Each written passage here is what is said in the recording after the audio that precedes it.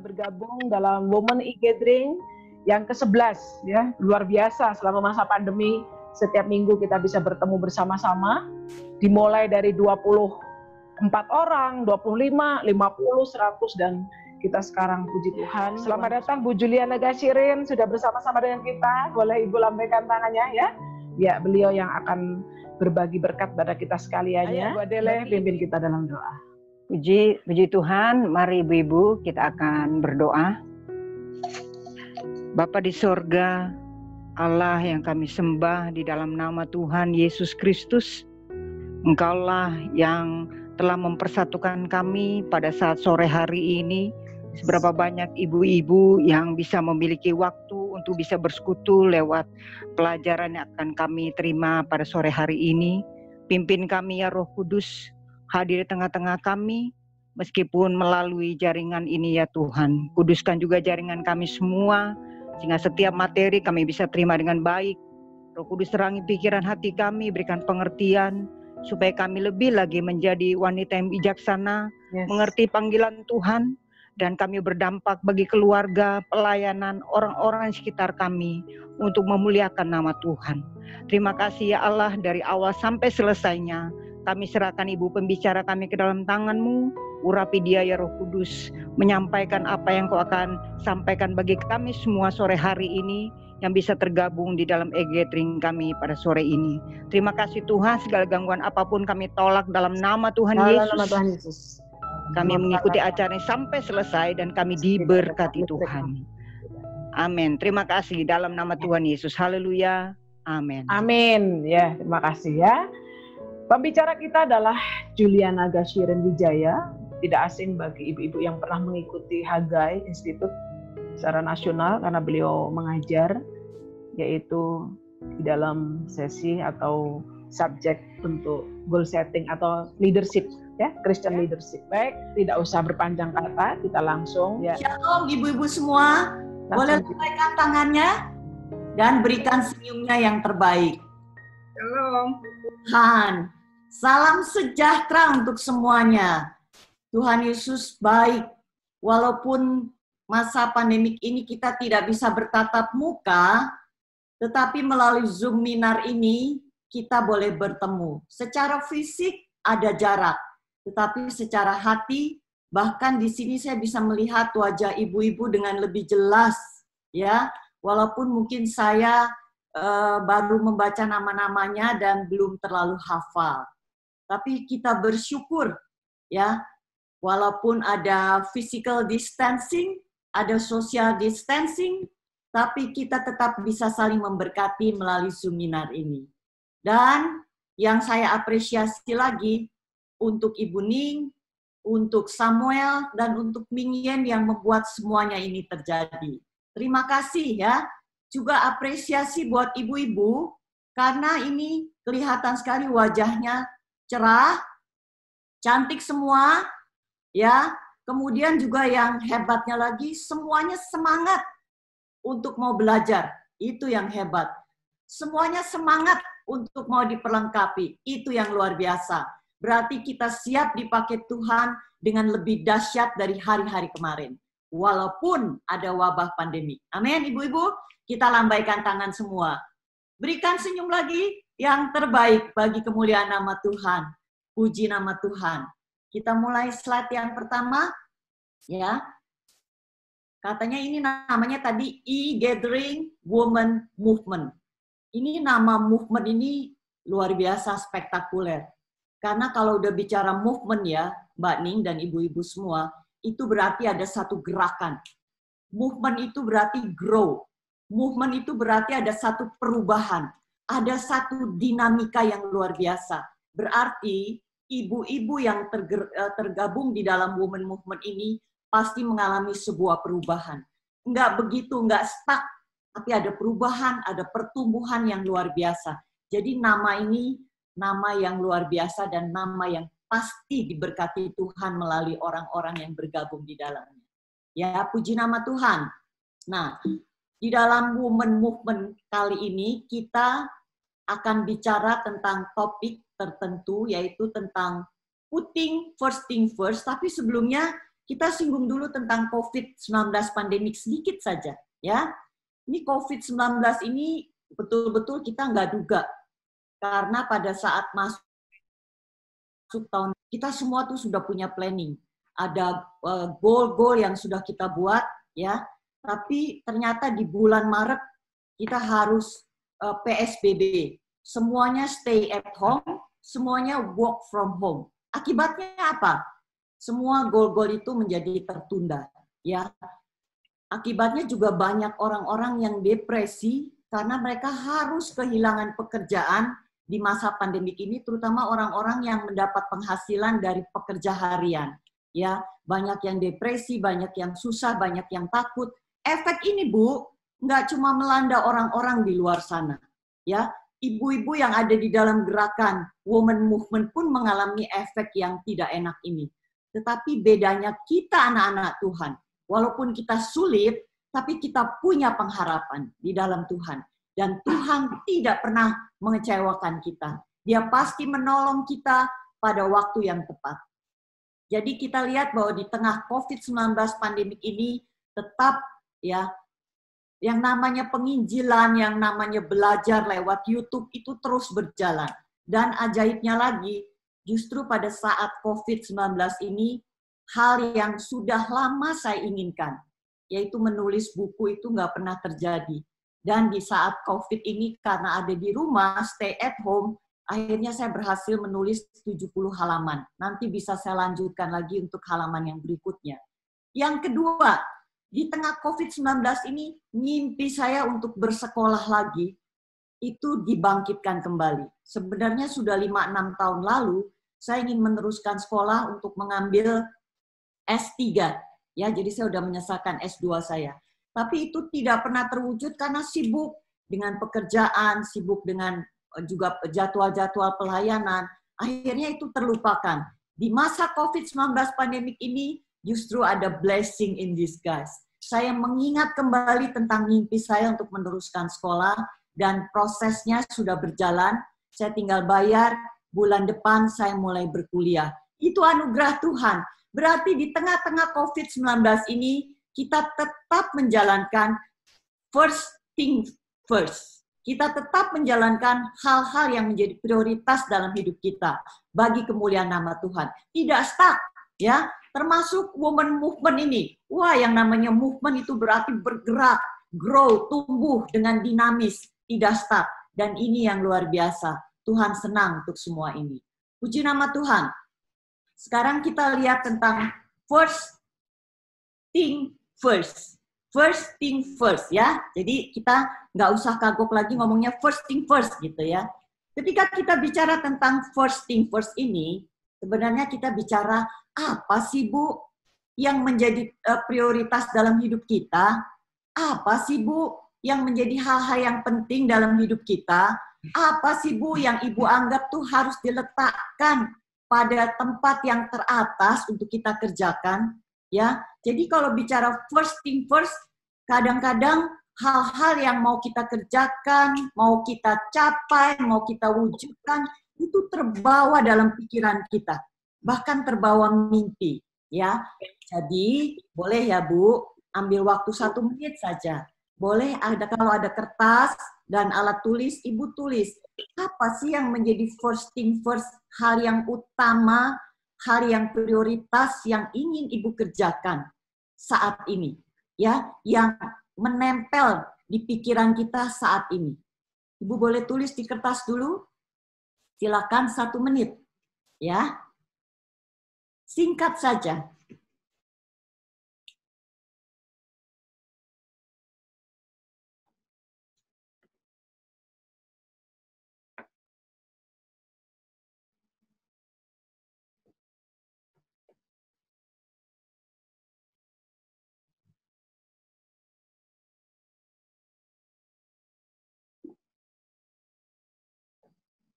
Sudah?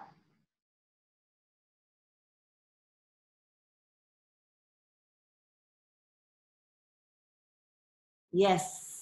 Sudah ya? Cukup ya, Bu? Tulisnya nggak usah terlalu panjang, singkat saja. Yang penting kita ngerti apa yang sedang kita mau tulis.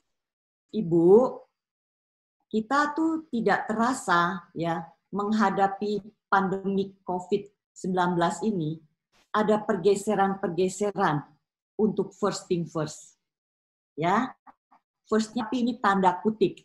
Untuk ibu-ibu, kalau mau kemana-mana atau mau keluar rumah, itu dulu sebelum COVID, itu nggak mungkin nggak pakai lipstick. Betul nggak, Mbak Ning? Betul ya? Ibu-ibu betul ya? Nah, pada saat COVID ini, lipstick nggak laku. Lipstick saya sudah 5 bulan awet, nggak pendek-pendek, karena nggak pernah dipakai. Ya.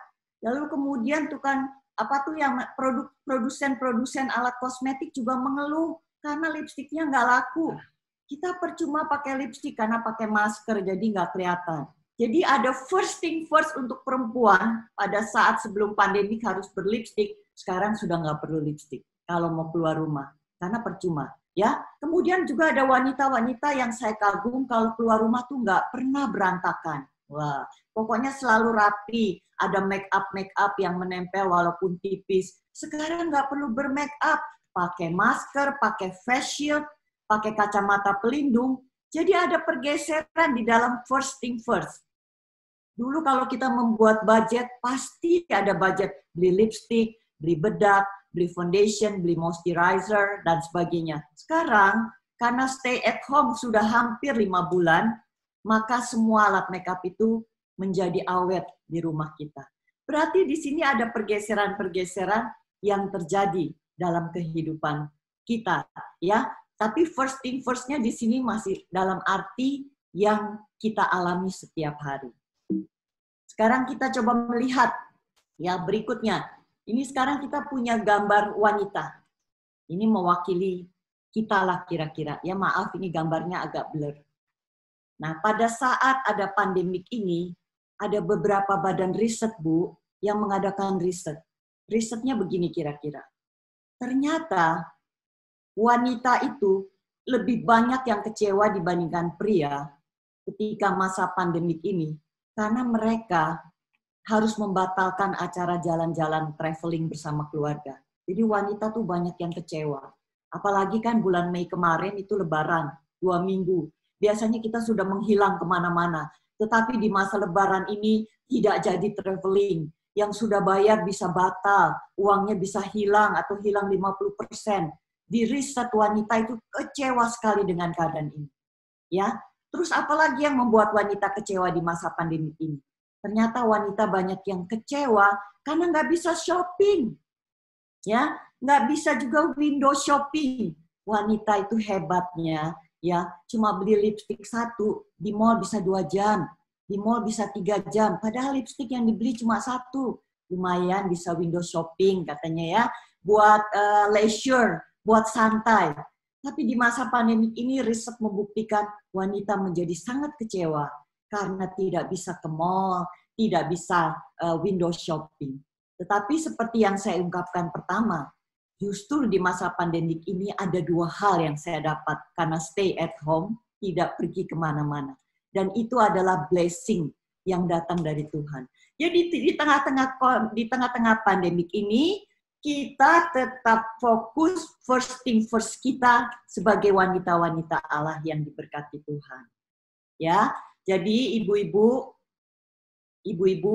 yang luar biasa, nggak usah kecewa, nggak bisa ke mall, nggak usah kecewa, nggak bisa ke window shopping ya. Nah sekarang kalau kita perhatikan, putting first thing first. Ibu-ibu boleh baca kembali yang tadi ditulis, boleh lihat kembali sepintas. Oke.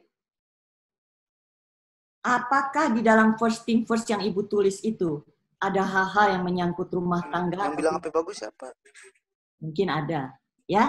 Apakah di tempat ibu tulis first thing first tadi ada hal-hal yang menyangkut karir? Mungkin ada. Ada yang menyangkut kesehatan? Iya ada. Ada yang menyangkut pelayanan? Iya ada. Ada yang menyangkut tentang keuangan? Ya mungkin ada. Jadi first thing first kita itu berbeda-beda satu dengan yang lain. Tetapi di masa COVID ini nih, ibu-ibu, ya, di masa COVID ini yang menjadi first thing first kita di mata pemerintah itu bukan hal-hal yang nun jauh di sana atau bukan hal-hal yang tidak terjangkau. Buat Jokowi dan stafnya di masa pandemik ini, first thing first-nya adalah protokol kesehatan. Udah, pokoknya itu satu first thing first-nya untuk masyarakat, protokol kesehatan. Pakai masker, cuci tangan, jaga imun tubuh, jauhi keramaian.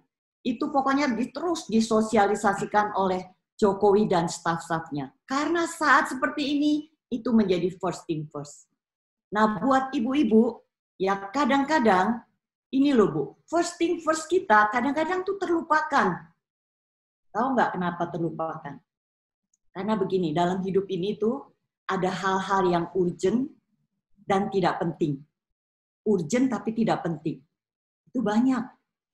Ya, ada yang juga tidak urgent, ya, tapi ada yang tidak urgent dan tidak penting. Tapi ada yang urgent dan penting, itu apalagi kita harus kerjakan. Tapi kalau ada yang tidak urgent tapi penting, itu waktunya banyak direbut oleh yang urgent dan penting. Banyak direbut oleh yang urgent dan tidak penting. Sehingga yang tidak urgent tetapi penting itu menjadi terlupakan. Ya, nanti satu ketika kalau ibu-ibu hadir di dalam seminar Hagai kalau sudah diizinkan, saya mengajar leadership, di situ kita belajar tentang visi, tentang misi, tentang goal setting. Visi, misi, goal setting itu sebenarnya adalah first thing first. Ya, tetapi first thing first kita, visi, misi, dan goal kita itu banyak direbut oleh hal-hal yang urgent. Urgent penting, urgent tidak penting. Akhirnya, visi, misi, dan goal itu masuk ke yang tidak urgent, tapi penting. Nah, ini yang bisa dilupakan. Karena apa, Bu? Karena kita itu lebih tertarik pada hal-hal yang ada di depan mata kita, yang kelihatan, yang mesti diberesin. Akhirnya setiap hari kita masuk kepada rutinitas. Akhirnya waktunya habis.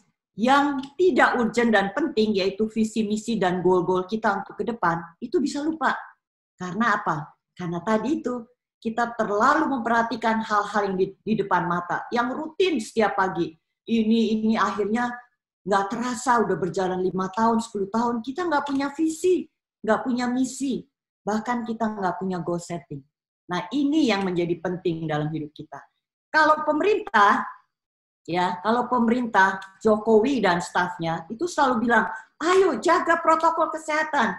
Kalau mau sehat, jaga protokol kesehatan. Nah, dalam masa seperti ini nih Bu, ada loh orang-orang yang masa bodoh dengan himbauan pemerintah. Padahal sosialisasinya tuh sudah sangat kuat. Mereka tidak pakai masker, cuek, ada di keramaian. Mereka juga nggak peduli dengan cuci tangan, boro-boro imun tubuh lagi yang tidak kelihatan. Berarti ada dua kelompok, Bu. Di tengah-tengah himbauan pemerintah, ada orang-orang yang memang serius memperhatikan protokol kesehatan. Karena apa? Pengen hidup. Saya ulangi ya, kepengen hidup. Karena kan orang kalau sudah kena COVID-19, usianya juga sudah rentan, itu maka sulit sekali untuk sembuh. Tapi ada orang-orang yang betul-betul serius karena kepengen hidup. Bukan hanya pengen hidup, Bu, tapi pengen hidup sehat. Mereka betul-betul serius, kemana-mana pakai face shield. Ya. Terus kalau ngomong sama orang tuanya yang sudah rentan, mereka nggak lagi pakai bisik-bisik, tapi dari jarak jauh. Memang agak menyalahi tata krama, tapi mau bagaimana? Yang ngomongnya dari jauh dan agak sedikit menjerit. Karena mereka tahu orang tua rentan. Dulu kalau kita berbicara kepada orang tua, kita bisik di telinga. Sekarang kita jauh-jauh, gitu ya. Orang tua kita mau peluk, kita nggak mau peluk. Karena kita tahu mereka harus dijaga. Berarti ada protokol-protokol yang dilakukan secara ketat, Bu, oleh orang-orang yang memang serius kepengen hidup. Terus apa orang-orang yang nggak serius itu nggak kepengen hidup? Mereka kepengen hidup tapi asal-asalan. Hidup boleh mungkin. Ya kalaupun sakit ya sudah. Pasrah, tapi pasrah yang jelek. Ya. Nah kalau kita sendiri menjalankan protokol untuk menjaga kesehatan kita supaya kita hidup, bagaimana dengan protokol spiritual kita? Protokol rohani kita? Karena gini loh, kalau protokol untuk COVID kita bisa melewati. Tetapi hidup di dunia bisa 70 tahun, 80 tahun, yang pasti ada ujungnya, ya. Tetapi ketika kita mengikuti protokol kerajaan surga, kita mengikuti proses ritual, itu bukan bicara 70-80 tahun, Bu. Bicara hidup ribuan tahun, triliunan tahun, hidup dalam kekekalan. Ya, kita akan memerintah bersama dengan Tuhan Yesus sebagai raja kita di kekekalan. Jadi ketika kita memperhatikan protokol spiritual, kadang-kadang kita lebih takut pada COVID daripada pada kematian kekal. Kita lebih ngeri pada virus-virus yang mematikan daripada kita memperhatikan hidup kekal yang triliun-triliunan tahun yang tidak terhingga. Hidup di dunia ini pendek, cuma 70-80 tahun. Kalau ada yang 125 tahun, saya katakan tetap itu ada ujungnya. Ya, tetap hidup itu ada ujungnya. Tetapi ketika kita bicara tentang protokol, ya kita bicara tentang protokol kerajaan surga, maka pertanyaannya hari ini, Bu, apakah kita termasuk orang-orang yang serius memperhatikan protokol kerajaan surga? Atau kita menganggap, biarin deh masih jauh. Yang deket dulu aja nih saya perhatiin, protokol surgawi nanti aja masih jauh. Kita tuh nggak tahu loh usia kita. Ya, hari Minggu lalu, teman sepelayanan kami di sekolah minggu waktu saya muda, jadi seumur saya, itu sehat, nggak ada sakit, masih ngobrol di WhatsApp. Kami masih mengunjungi orang-orang tua yang dulu pelayanan bersama-sama kami. Lalu ibu ini menyediakan makanan untuk guru-guru sekolah minggu. Kami kunjungi karena sudah tua sekali.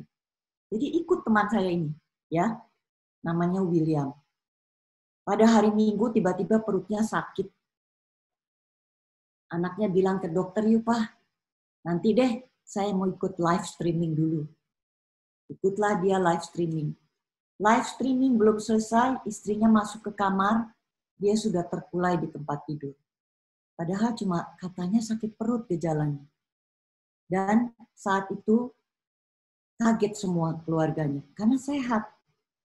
Jadi hari Minggu, kira-kira jam 8, setengah 9, teman saya pass away, meninggal dunia. Jadi betul-betul kalau kita berkata, kalau kita pikir kehidupan ke depan, kehidupan future, kehidupan surgawi, itu bukan sesuatu yang jauh. Dia dekat.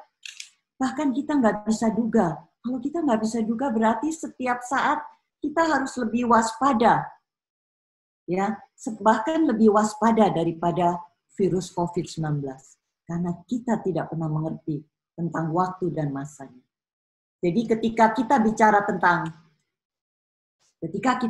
tentang protokol surgawi, ya, jadi nggak cuma COVID nih Bu yang punya protokol kesehatan, kerajaan surga juga punya protokol kerajaan surga. Protokol kerajaan surga yang pertama adalah, ya, kalau kita tahu tujuan hidup kita ini apa, maka protokol yang nomor 1 adalah hidup memuliakan Allah. Ini mah udah biasa, saya sering dengar ini. Ya, ketika protokol 1 ini kita pertanyakan dalam hidup kita. Hari ini dari pagi tadi kita mengerjakan banyak hal. Tetapi tiba-tiba hati kita terganggu, pikiran kita terganggu karena rasanya lelah, pengen marah. Lalu kita bertanya, apakah yang saya lakukan ini memuliakan Allah? Tanya aja begitu. Waktu kita bertanya apakah ini memuliakan Allah, kita mungkin mesti berpikir lagi, memuliakan Allah tuh kayak apa ya? Apa yang saya lakukan selama ini sudah memuliakan Allah? Saya sudah pelayanan, kalau pagi juga saya sibuk, kemudian saya juga terdaftar sebagai anggota gereja, dan saya nggak pernah absen kecuali COVID ini, saya selalu ikut live streaming. Jadi ketika kita berkata memuliakan Allah, Ibu, sederhana kok. Tanya aja, apakah hidup kita ini berkenan kepada Allah? Apakah hidup kita ini berkenan kepada Allah? Tanyakan hal tersebut. Maka kalau kita bertanya hal seperti itu, kita boleh berkata, apakah betul Tuhan apa yang aku lakukan hari ini memuliakan Engkau? Apa standarnya memuliakan Tuhan? Bapak disuruh berkata, ini anak yang kukasihi. Memuliakan Tuhan itu berkenan kepada Tuhan. Ini anak yang kukasihi. Kepadanya aku berkenan. Kepadanya kepada siapa? Kepada Tuhan Yesus Putranya. Berarti ketika kita bicara berkenan di hadapan Allah, kita bicara tentang mengikuti jejak Yesus. Menjadi sama seperti Yesus. Berkarakter Kristus. Berkarakter ilahi. Bukan lagi manusiawi, tapi berkarakter ilahi. Kalau bicara tentang karakter ini panjang, Bu. Nggak seperti Sang Kuryang yang membuat perahu untuk Dayang Sumbi cuma 1 malam. Nggak seperti membalik telapak tangan. Tapi karakter itu butuh proses. Butuh proses yang panjang. Ya, kalau kita berkata ingin menjadi serupa dengan Kristus, berarti Kristus menjadi role model. 33 tahun Tuhan Yesus hidup di bumi ini. Berarti kita memperhatikan bagaimana dia berkata, dia melayani, dia punya hati, dia mengosongkan dirinya sebagai Allah, dan dia hidup 100% sebagai manusia. Tuhan Yesus bisa merasakan sedih. Dia bisa merasakan takut waktu dia berdoa, keringatnya sebulir-bulir jagung turun. Dia merasakan takut. Dia merasa ditinggalkan. Dia betul-betul merasa capek, sama seperti kita. Tetapi hal yang istimewa, di dalam keberadaannya sebagai 100% manusia, seharusnya Tuhan bisa berbuat tidak setia kepada Bapa. Tetapi dia setia, dia taat, bahkan taat sampai mati. Itu yang Allah ajarkan untuk kita teladani hari ini. Kalau kita menemukan orang-orang yang kita kagumi hari ini, ya, justru ada satu orang, yaitu yang namanya Tuhan Yesus Allah kita. 100% manusia, punya rasa seperti yang kita rasakan. Tetapi ketaatannya kepada Bapa sampai mati. Ketaatan tanpa syarat. Betul-betul ketaatan tanpa syarat. Kalau kita bicara tentang karakter tadi saya katakan ada proses, Bu. Ada proses. Ibu, ya. Ibu yang sekarang ini dengan ibu yang 2 tahun lalu pasti musimnya berbeda. Apalagi kalau udah bergabung di dalam women movement. Ada perubahan yang kita rasakan. Perubahan karakter. Gimana kita taunya ada perubahan karakter? Coba tanya Bu, orang di sebelah kita, maksudnya suami kita. Ya, tanya, "Pah, aku berubah gak sih, Pah?" Gitu. Biasanya orang-orang yang paling dekat itu yang paling merasakan bahwa kita berubah. Anak kita, ya, kemudian sekretaris kita, karyawan kita. Ya, dulu mungkin galak sekali kita sebagai bos. Kita mengalami perubahan karena masuk dalam women movement. Proses perubahan karakter ini saya katakan butuh waktu. Kenapa butuh waktu? Yang pertama, Bu, ya, jangan berharap kalau kita sendiri tidak pernah mau belajar tentang kebenaran firman Tuhan secara disiplin. Letakkan itu sebagai first thing firstmu. First thing first, yang pertama muliakan Allah. Yang kedua, berkarakter Kristus. Ya, saya seringkali bertanya begini, kita baca Alkitab teratur nggak? Ya mungkin ada yang jawab, ya bolehlah Bu teratur karena saya sudah ikut membaca Alkitab bersama. Jadi malu kalau saya nggak baca. Tapi ada loh yang baca Alkitab, nggak pernah keluar dari keluaran. Jadi kejadian aja. Ya, nggak pernah tuh keluar dari keluaran. Di situ aja stuck. Giliran mau baca lupa, mau baca ngantuk. Ya, kadang-kadang malah kita membuka gadget lebih lama daripada kita baca Alkitab. Kita malah lebih asik buka Instagram, Bu. Kepoin teman-teman kita yang lagi ada di negara mana, yang lagi piknik kemana, yang lagi kuliner kemana. Kepo. Terus so what gitu. Ya, buka Instagram bisa sejam, buka Facebook bisa sejam. Tetapi baca Alkitab, oh nanti dulu. Gitu, kira-kira. Tapi itu ibu-ibu di sana. Kalau di women movement tidak ada, ya. Kita semua pasti strict, disiplin untuk baca Alkitab. Ada yang baca Alkitab 2 kali, 3 kali.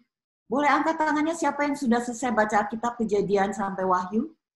Boleh angkat tangannya, Bu, saya lihat. Puji Tuhan. Puji Tuhan. Berarti sudah keluar dari keluaran ya, Bu? Puji Tuhan ya.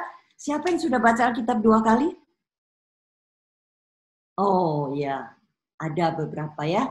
Saya pernah mengajar di kelas, isinya tuh hamba Tuhan. Full hamba Tuhan. Lalu saya tanya, ini suka iseng nih satu fakulti. Siapa di sini yang sudah selesai baca Alkitab? Kejadian sampai Wahyu 1 kali? Gak ada yang angkat tangan. Sedih hati. Jadi apa yang diajarkan? Filosofi. Baca Alkitab belum selesai, tapi mereka adalah hamba-hamba Tuhan. Tapi saya percaya, ya, woman di tempat ini adalah woman yang luar biasa. Yang betul-betul memiliki kedisiplinan untuk baca firman Tuhan. Firman Tuhan itu kata 2 Timotius 3 ayat 16, baik untuk mengajar, memperbaiki kelakuan, mendidik orang dalam kebenaran, memperbaiki kesalahan. Coba, kalau nggak ada penuntun seperti ini, siapa atau apa yang mau dipakai? Jadi betul-betul mulai hari ini, jangan biarkan cover Alkitabmu berubah dari biru menjadi abu-abu. Ya, bukan karena ganti cover, tapi karena berdebu. Ya, jangan biarkan halaman Alkitabmu tuh nempel satu dengan yang lain. Karena apa? Nggak pernah dibuka lembar-lembarnya. Tapi saya percaya ibu-ibu di tempat ini, halaman Alkitabnya nggak nempel. Karena selalu dibuka lembar per lembar. Ya. Jadi kita mau belajar firman Tuhan. Karena firman Tuhan itu menjadi pelita buat hidup kita. Yang kedua, Bu, ya, untuk mengikuti first thing first. Sebagai protokol yang kedua itu alatnya namanya meditasi. Berdoa, ya. Jadi begini, ada cerita nih di asrama sekolah tinggi teologi. Mahasiswa tingkat 1 atau semester 1 datang dari berbagai kota di Indonesia. Ya. Nah, pada waktu mereka ikut di dalam semester 1, itu mereka kalau ada doa pagi, waduh penuh aulanya.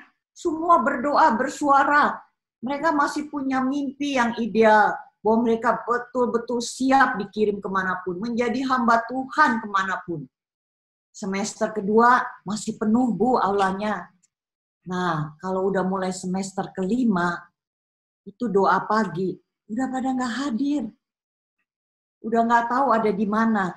Artinya, mereka tuh udah betul-betul ya, sudah betul-betul berpikir tentang hal-hal yang sudah mengubah wawasan dan cara pandang mereka tentang doa. Padahal doa itu penting. Pada saat kita bermeditasi, bersekutu dengan Tuhan, beri waktu yang terbaik ketika badanmu masih segar. Karena di tempat kita berdoa ada hadirat Allah, di situ ada pemulihan. Ya, kita bisa berdoa, kita bisa menyanyikan pujian-pujian yang betul-betul membangkitkan iman kita. Kalau kita berbicara, ya, kita ingin menjadi serupa dengan Kristus sebagai first thing first kita yang kedua, protokol kita yang kedua, itu artinya hendaklah kamu dalam hidupmu bersama menaruh pikiran dan perasaan yang terdapat juga dalam Kristus Yesus. Berarti ketika kita bicara pikiran, kita bicara tentang kebenaran firman. Lalu bagaimana perasaan? Perasaan itu bisa kita gali ketika kita bermeditasi dengan Tuhan. Tuhan berbicara kepada kita. Kita makin peka, makin mengerti suara Tuhan. Ya, jangan berpikir kita hamba Tuhan kalau kita tidak pernah memiliki waktu bermeditasi dengan Tuhan. Karena Tuhan bilang, hendaklah engkau meletakkan pikiran dan perasaanmu seperti pikiran dan perasaan Kristus. Kita jago di dalam firman Tuhan. Hafal dari Kejadian sampai Wahyu. Mungkin ya. Tapi kita tidak pernah menikmati saat bermeditasi, berdoa, menikmati persekutuan dengan Tuhan. Padahal ada pikiran, ada perasaan. Berarti yuk, kita mulai hari ini, kita mau betul-betul menyediakan waktu secara disiplin untuk berdoa. Berdoa itu berkomunikasi ya Ibu. Saya juga mengajar komunikasi di HG Institute. Ya, saya sering berkata begini, sebenarnya ketika kita berdoa, kita tuh tidak berdoa. Kita sedang mengucapkan kalimat doa, bukan berdoa. Berdoa itu atau berkomunikasi itu saya katakan ada 3 macam. Yang pertama, ya, dia talk. Bicara talk. Kalau orang talk termasuk gosip itu talk, ya. Makanya ada TikTok gitu ya. Setelah talk, ada communicate. Lebih lumayan. Terkomposisi sedikit. Ya tak? Lebih lumayan. Tetapi bukan itu yang kita namakan berbicara atau berdoa. Yang betul berdoa adalah ketika kita mendapatkan get connected dengan Tuhan. Amin. Get connected artinya tuh ada setrum, ya, bukan setrum listrik, ya, bukan. Tapi ada satu aliran yang kita rasakan ketika kita bermeditasi dengan Tuhan. Itu yang namanya doa. Itu yang namanya meditasi. Jadi kita katakan, hari ini Bu, kalau engkau atau kalau saya merasa kita sudah berdoa, tanyakan, apakah betul saya masih masuk dalam taraf talk, atau saya sudah berkomunikasi lumayan bagus sih, lebih konsentrasi. Tetapi yang kita butuhkan adalah get connected with God. Di situ ada satu aliran kekuatan. Ya, ada kepekaan di mana Tuhan berbicara kepada kita secara khusus dan luar biasa. Amin. Puji Tuhan. Yuk kita masuk lagi alat yang keempat untuk memasuki protokol yang kedua ini. Yang ketiga, maksud saya, yang ketiga itu peristiwa setiap hari. Ya, peristiwa setiap hari. Jadi ketika kita bicara peristiwa setiap hari, yang ketiga yang saya kasih merah itu Bu, artinya begini. Saya nih sudah baca Alkitab. Aduh, kemarin tuh saya baca di kitab Roma ya begini isinya. Bersukacitalah dalam pengharapan. Ya, kemudian bersabarlah dalam kesesakan. Bertekunlah dalam doa. Jangan membalas kejahatan dengan kejahatan. Ya, kemudian ampuni, kasihi musuhmu. Itu saya baca di Alkitab. Itu firman Tuhan ajarkan seperti itu.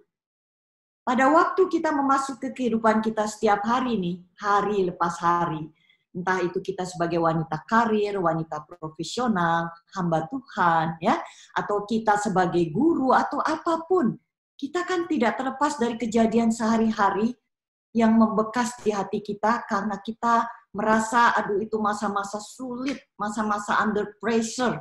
Ada orang yang berkhianat pada kita, orang yang selama ini kita percaya, orang yang paling dekat sama kita berkhianat pada kita. Waduh, itu menjalankan bersukacita dalam pengharapan, membicarakan tentang mengasihi musuh yang diajarkan dalam firman Tuhan, itu nggak gampang. Susah. Ya, kalau orang Jawa Timur bilang susah. Jadi susahnya pokoknya susah. Bagaimana kita bisa mengasihi musuh? Bagaimana kita bisa bersukacita? Bagaimana kita bisa betul-betul melakukan doa secara tekun? Bersukacita, bertekun dalam doa, padahal ini betul-betul keadaannya nggak enak banget ini. Itu dialami oleh semua orang. Mau dia hamba Tuhan, mau dia sudah hamba Tuhan kaliber nasional, kaliber desa, kaliber RT, kaliber internasional, kita semua alami kesulitan bagaimana membawa firman Tuhan itu dalam kehidupan kita setiap hari. Padahal itu first thing first, protokol Bu. Kalau mau lepas dari virus neraka, ini bukan lagi virus COVID, virus kematian kekal, ya sulit gak? Sulit. Kayak ibu tuh pertama kali disuruh pakai masker. Enak apa? Nggak enak, sesek. Ya, sesek banget rasanya kepengen buka. Ada yang pakai masker di bawah mulut, itu namanya bukan pakai masker, itu cuma bergaya. Ya, nggak enak, dah. Ketika kita membawa kebenaran firman Tuhan itu dalam kehidupan kita setiap hari, saya katakan Tuhan, sekali berapapun orang itu dipakai Tuhan, tetapi dia pasti mengalami kesulitan seperti saya. Tapi kita katakan, saya mau Tuhan, saya mau. Ya, jadi ketika kita mengalami under pressure, tekanan, bagaimana kita menghidupkan firman Tuhan dalam hidup kita, membawa kebenaran firman Tuhan tadi dalam kehidupan kita.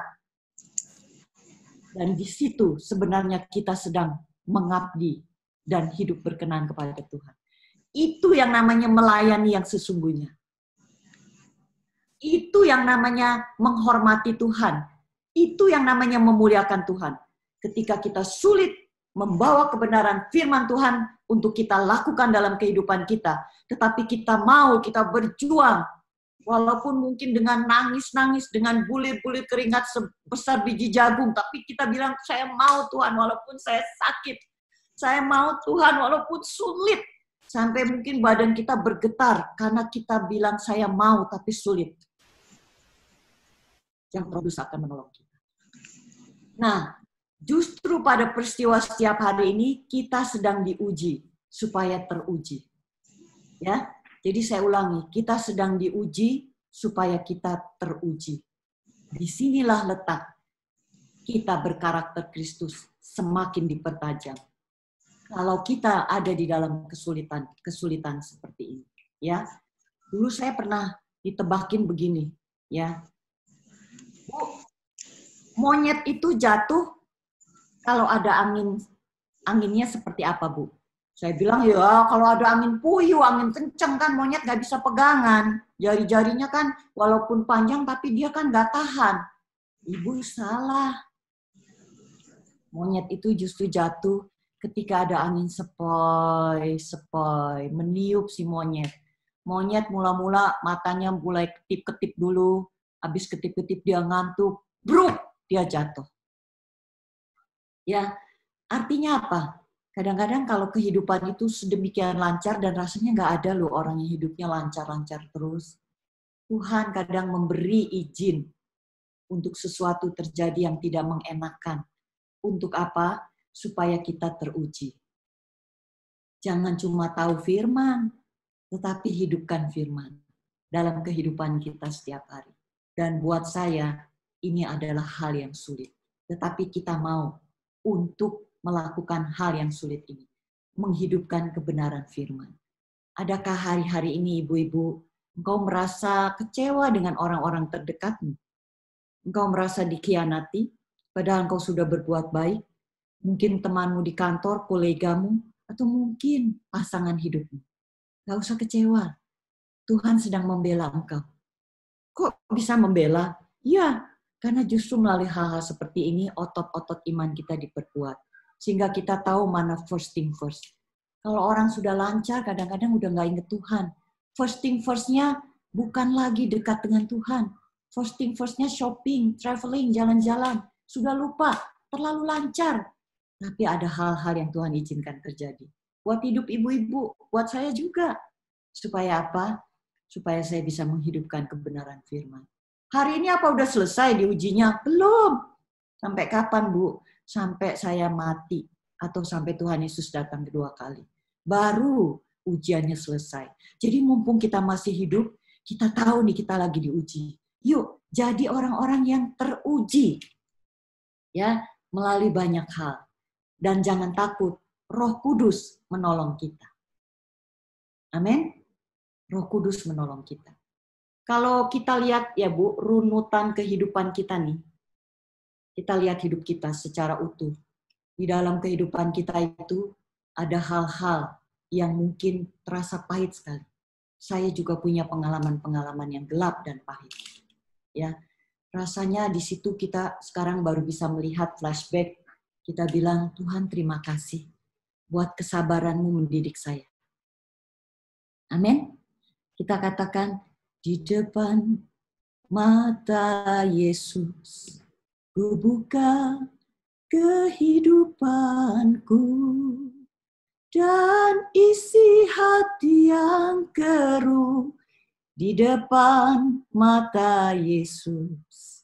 Kita bawa kehidupan kita yang keruh di depan mata Tuhan. Kita menangis di hadapan Tuhan. Lalu kita katakan, di depan mata Yesus, Kau berikan kasih sayang-Mu, dan Kau hapuskan air mataku di depan mata Yesus. Tuhan menghapus air mata kita, karena kita berusaha menghidupkan kebenaran firman Tuhan. Kalau ada tukang perak, dia punya piring perak. Dia gosok piring perak itu. Jelek itu kan? Dia gosok terus. Ada visitor datang. Pak, Bapak dari tadi gosok mulu nih, saya lihat udah berhari-hari. Emang kapan sih Bapak berhenti gosok? Lalu dia bilang apa? Sampai saya bisa melihat bayangan wajah saya pada piring perak itu. Mungkin kita digosok hari-hari ini. Sampai betul-betul bayangan Tuhan Yesus itu ada di dalam kehidupan kita. Woman movement, engkau diubahkan. Masuk pada first thing first, ya protokol yang kedua, yaitu menjadi serupa dengan Kristus.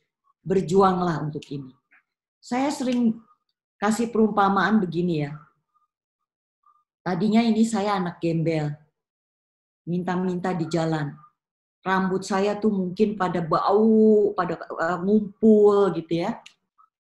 Baju saya juga compang-camping, saya makan pakai tangan, kuku-kuku saya panjang, jelek, bau. Tiba-tiba ada konglomerat lewat. Dia lihat saya, waktu itu mungkin saya anak-anak, nggak segede gini. Dia lihat saya, wah anak ini kasihan sekali. Saya angkat dia jadi anak saya. Ya, saya diajak masuk ke mobilnya yang mewah, sampai di rumah, itu nggak mungkin saya dibiarkan kuku saya panjang, rambut saya ngegumpel, bau, baju saya robek. Enggak, saya didandanin.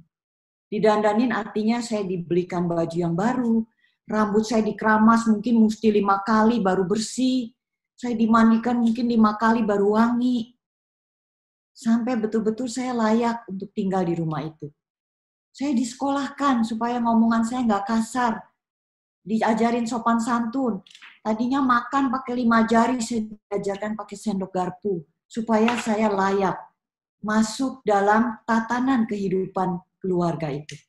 Betul begitu ya, Bu? Kita ini, saya sering berpikir, kita ini seperti anak gembel itu. Kita kan mau jadi warga negara surga. Memerintah bersama Allah di mana Tuhan Yesus itu menjadi raja kita. Nggak mungkin kita berpakaian compang-camping dengan rambut gimbal dan bau. Kita mesti didandanin. Caranya apa? Ya itu tadi, berkarakter Kristus. Firman Allah, meditasi, peristiwa setiap hari peka, Roh Kudus menolong. Supaya pakaian kita wangi, omongan kita juga sesuai dengan tatanan dari kerajaan surga, kita layak untuk masuk ke dalam kerajaan surga. Hari ini kalau engkau dibentuk, jangan kecewa, jangan marah, jangan putus asa, jangan bilang kok Tuhan seperti ini. Enggak, ingat, kita ini anak gembel, ingat aja itu. Lagi didandanin, kita bilang ya dia Tuhan, dandanin dia Tuhan, saya mau. Walaupun saya menderita karena tadinya saya makan pakai tangan 5 jari, sekarang saya harus pakai sendok, kagok Tuhan. Tapi nggak apa-apa Tuhan, gitu kira-kira ya. Tuhan, nggak apa-apa deh supaya saya sehat, saya ikuti protokol, pakai masker walaupun saya sesek, napasnya nggak enak pakai masker. Tapi saya mau Tuhan supaya saya nggak kena virus. Jadi memang nggak enak, tapi di balik ketidakenakan itu, Tuhan sedang menyiapkan kita untuk menjadi warga negara surga. Amin. Yang ketiga, protokol yang ketiga, first thing first yang ketiga, makananku adalah melakukan kehendak Dia yang mengutus aku dan menyelesaikan pekerjaannya. Kan sudah tuh yang pertama memuliakan Bapa. Yang kedua berkarakter Kristus atau menjadi sama seperti Kristus. Jangan puas dulu, Bu. Ya, kata Tuhan, jangan berhenti sampai di situ. Ayo berbuah, melayani, bekerja untuk Tuhan, mengabdi untuk Tuhan, berdoa hari ini kepada Tuhan, minta Roh Kudus pimpin. Tuhan dengan cara apa pelayanan saya bisa dipertajam? Pelayanan seperti apa yang Tuhan mau saya lakukan? Pelayanan gak harus selalu di gereja. Pelayanan gak harus selalu meninggalkan rumahmu. Pelayanan bisa dikerjakan dengan berbagai cara. Bahkan ketika engkau masak di dapur, menyediakan makanan untuk keluargamu di tengah-tengah COVID, makan 3 kali. Jadi guru homeschooling karena anak-anak di rumah, memastikan keluarga semua dalam keadaan sehat. Jadi kita jadi pengawas juga, ya kan? Lalu memperhatikan kebersihan. Aduh, pokoknya kita multitasking deh selama COVID-19 ini. Itu pun adalah melayani Tuhan. Karena hati kita selalu bersuka cita. Itu melayani Tuhan. Apa yang menjadi mimbarmu hari ini? Tanya Tuhan. Ya, tanya Tuhan, ladang saya apa? Mimbar saya apa? Nggak harus selalu jadi pembicara. Ya, sama seperti Bapa mengutus aku, demikian juga sekarang aku mengutus kamu. Jangan sampai, Bu, jangan sampai kita terjebak Kalau kita sudah sibuk melayani dari Senin sampai hari Minggu, sampai kita lupa nama anak-anak kita, Bu. Ya, kita lupa si Ucok ternyata tuh sudah SMA kelas 2. Ditanya, emang Ucok sekarang kelas berapa? Waduh, aku lupa Ucok kelas berapa sekarang. Ya, dia lupa karena sibuk pelayanan. Jangan sampai kita terjebak. Ketika kita merasa bahwa kita menyenangkan hati Tuhan. Ketika kita merasa bahwa kita sudah seperti Kristus karena kita sudah. Jangan berpikir seperti itu. Karena jangan-jangan kita masuk kepada rutinitas pelayanan, tetapi kita lupa siapa yang kita layani. Kita lebih ingat kepada pelayanannya daripada siapa yang kita layani. Hati-hati untuk hal ini.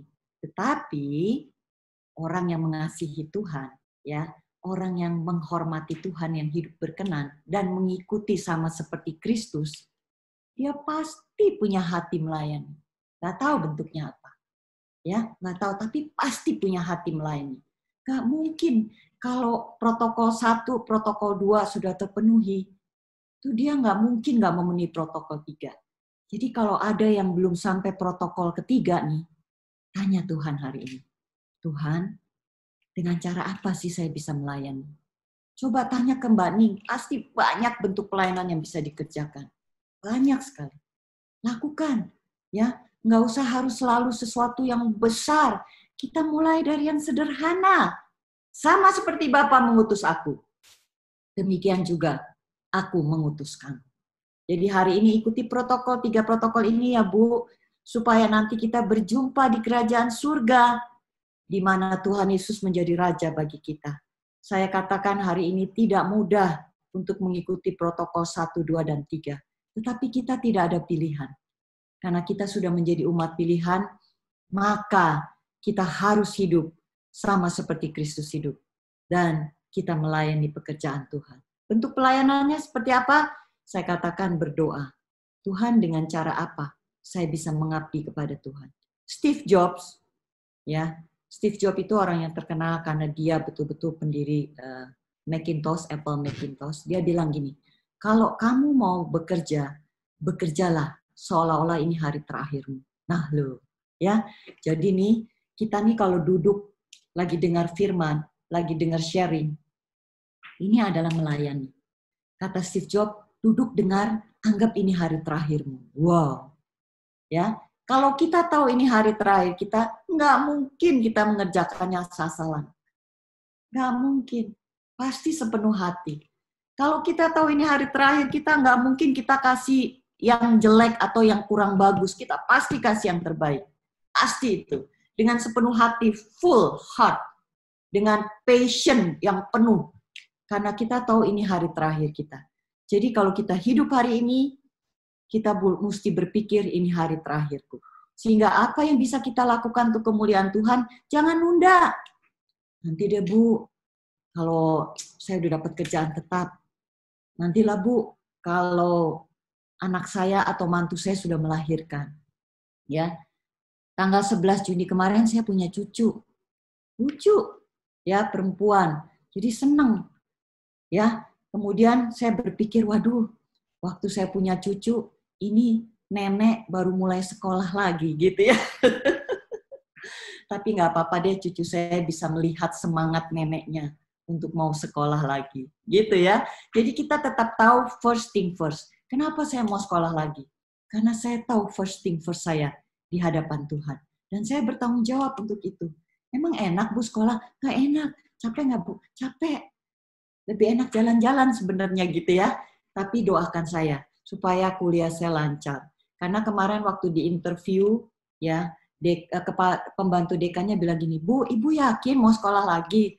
Waduh, kok nanyanya begitu? Yakin, saya bilang. Ibu yakin mau ngambil psikologi? Soalnya ibu kan background-nya bukan psikologi.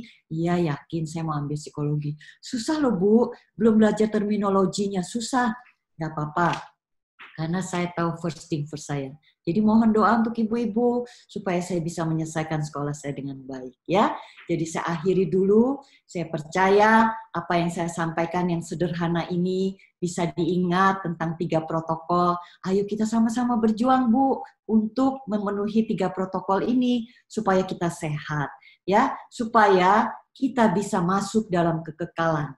bukan mati kekekalan, tapi dalam hidup kekekalan. Kita nanti bisa berjumpa di sana, karena Raja kita sama, yaitu Tuhan Yesus. Puji Tuhan, terima kasih. Saya serahkan kembali kepada Mbak Ni. Baik, terima kasih Bu Juliana Gasirin ya, yang sudah menyampaikan panjang lebar ya, bagaimana kita menetapkan, putting the first thing first in our life, yaitu bagaimana kita menetapkan prioritas dalam hidup kita. Karena pasti ada banyak sekali tarikan-tarikan di samping kiri kanan kita yang membuat kita menoleh, membuat kita kehilangan fokus ya. Kalau di dalam TSB adalah bagaimana kita kehilangan arah utara yang sejati dalam hidup kita oleh karena mungkin pengakuan, mungkin prestasi, mungkin kekayaan, mungkin jabatan, kesenangan, hobi, itu bisa mengambil alih. Tetapi sore hari ini kembali kita diingatkan, saya akan mereview sedikit. Setelah itu mohon Ibu nanti siapkan untuk kalau mau ada pertanyaan bisa langsung chatting ya, dituliskan di chat, sudah siap-siap ya. Okay. Ya.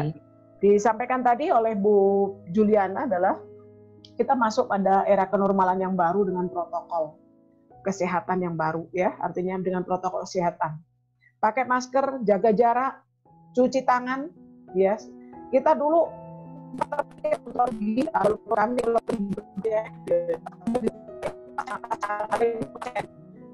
sudah ada belum? Nah, kalau ada yang ketinggalan harus balik lagi bawa masker ya. Sampai di rumah langsung dicuci kalau memang itu dari kain ya. Semua dijaga, jadi sebuah protokol. Kita siapkan ekosis, sanitizer ya, untuk kita dapat terus memiliki sebuah standar kesehatan yang baik. Nah, sore hari ini tadi kita mendapatkan gambaran yang bagi saya belum pernah terpikirkan, yaitu bagus sekali, yaitu yaitu protokol kerajaan surga. Kalau tadi protokol hidup kesehatan kita secara dunia yang itu kita bisa lewati, sekarang kita akan mengejar yaitu protokol kerajaan surga atau secara spiritual. Yang pertama, mungkin ibu-ibu tadi sempat mencatat ya, saya mengingatkan aja. Yang pertama adalah protokol yang pertama, first thing first kita adalah hidup memuliakan Tuhan. Bagaimana kita hidup standar di dalam perkenanan Tuhan. Ya, bagaimana kita memiliki tujuan memuliakan Allah di dalam hidup kita ya, dengan segala apa yang kita kerjakan, menyukakan hati Tuhan. Yang kedua, yaitu berkarakter Kristus, menjadi serupa dengan Kristus. Ada alat-alat yang dipakai Tuhan untuk menolong kita, untuk kita terus diproses tadi, dikatakan Ibu Juliana tadi, itu bukan bimsalabim, bukan instan, tapi sebuah proses. Yaitu melalui firman Tuhan. Firman Tuhan tidak hanya mengenalnya secara logos, tapi jadikan rema di dalam hidupmu. Sehingga itu hidup yang mengubahmu ya. Karena kita ditampar dengan firman Tuhan, seperti pedang bermata dua, kita menyampaikan, itu juga menemplak ke kita ya. Saya sering mengalami seperti itu. Yang kedua adalah meditasi, doa. Bangun kehidupan doa kita secara pribadi. Yes. Bangun meditasi yang terus menerus ketika sedang masak, sedang nyuci, sedang nyetir, sedang nemeni anak belajar, kita bermeditate dengan Tuhan. Tidak hanya ketika kita ada di kamar. Yang ketiga adalah bangun kehidupan doa bersama-sama. Karena itulah pasti ada Zoom doa ya, kita ada Zoom meeting untuk yang kita bisa kembangkan. Pribadi yang terus menerus yaitu eksklusif dengan Tuhan, waktu yang dikhususkan dengan Tuhan. Tetapi ada meditasi yang terus-menerus kita bangun sepanjang malam dengan Tuhan. Dan yang ketiga adalah gathering di dalam doa bersama-sama. Kemudian yang ketiga adalah Tuhan pakai kita untuk kita proses untuk terus menjadi serupa dengan Kristus dalam melalui setiap peristiwa. Jadi mutiara yang indah. Tidak lagi dikenal, yaitu dari pasirnya yang kasar, pasirnya yang berbatu-batu, pasirnya yang menyakitkan, proses yang terus-menerus. Dan kesediaan kita untuk Kita bersedia untuk diproses. Melalui siapa? Melalui keadaan. Melalui siapa? Melalui orang-orang. Melalui apa? Melalui masalah. Sesuai dengan kemampuan kita, keterampilan kita, passion kita. Kembangkan itu sehingga engkau menikmati sebuah protokol surgawi, protokol yaitu spiritual untuk membawa kita, tadi dikatakan Bu Juliana, kita sedang berarak-arakan, marching to the promised land, berarak-arakan menuju tanah perjanjian. Untuk kita menikmati apa yang Tuhan sediakan bagi kita. Nah,